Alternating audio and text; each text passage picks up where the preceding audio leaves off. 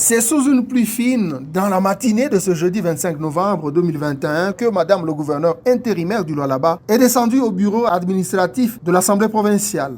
Fifi Masuka Saini est allée s'exécuter de l'obligation constitutionnelle, à savoir le dépôt du projet d'édit budgétaire exercice 2022. C'est le président de l'Assemblée provinciale qui a réceptionné le document en plusieurs exemplaires en présence d'un échantillon de ses collègues et de quelques membres de l'exécutif local. Louis Kamweni s'est saisi de l'occasion pour fixer l'opinion sur la légalité de cet exercice par un gouverneur AI en se basant sur la loi fondamentale.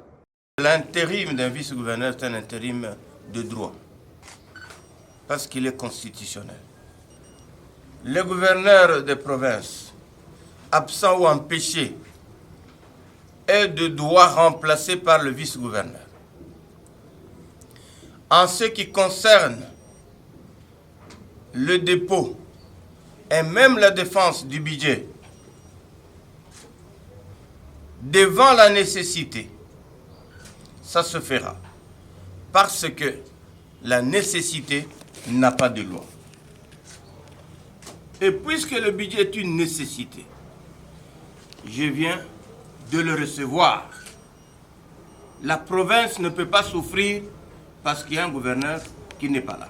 De son côté, Fifi Masuka Saini a relevé quelques particularités de ce document de grande utilité publique, à savoir un accroissement de 65% des recettes issues du secteur minier. La particularité de ce projet, nous avons un accroissement en recettes, spécialement dans les secteurs miniers, où aujourd'hui nous avons 65% de notre budget sera couvert par les recettes du secteur minier. Nous avons totalement diminué les ressources extérieures parce que nous avons l'expérience pendant les 4 années. Nous avons mis notre pensée sur les ressources extérieures qui ne vient pratiquement pas. C'est dans un climat de sérénité que les deux personnalités se sont séparées, signe de l'harmonie combien vitale qui règne entre les responsables des institutions de la province du Cobalt.